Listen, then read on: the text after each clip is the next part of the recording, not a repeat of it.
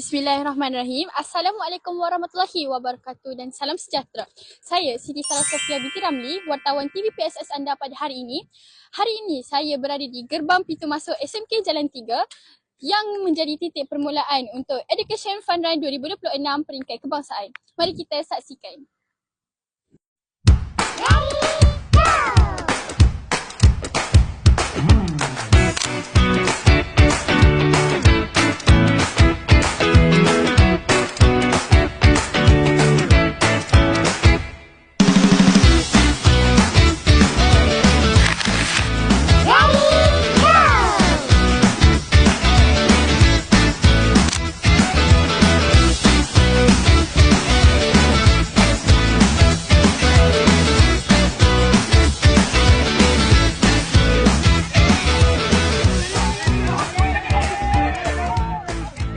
Assalamualaikum dan salam sejahtera. Sekarang saya bersama dengan penolong kanan kurikulum Sekolah Menengah Kebangsaan Jalan 3 yang mesti dikenali sebagai Cikgu Fiti.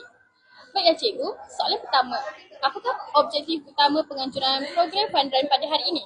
Okey, untuk pengetahuan semua, hari ini kita berlangsungnya Education Fun Run peringkat SMK Jalan 3 bagi tahun 2026. Antara objektif yang kita cuba ingin capai di kalangan murid-murid adalah untuk melahirkan murid-murid yang sihat, yang seimbang dari segi jasmani dan fizikal. Baiklah, soalan kedua.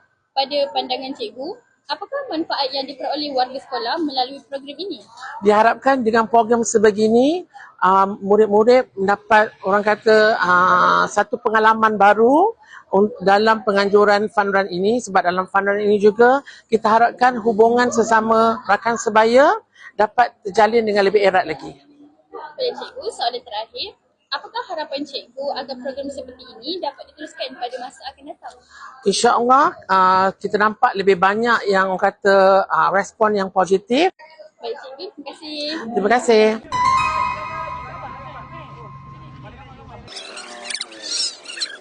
Satu, dua, tiga, satu, dua, tiga, satu, dua, tiga, satu, dua, tiga.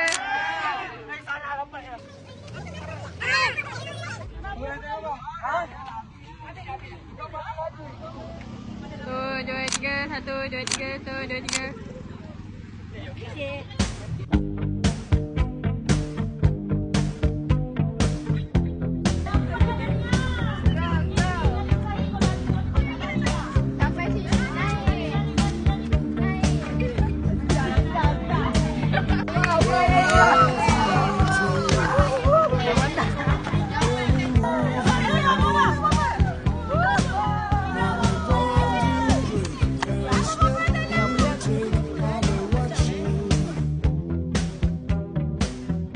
Every single day.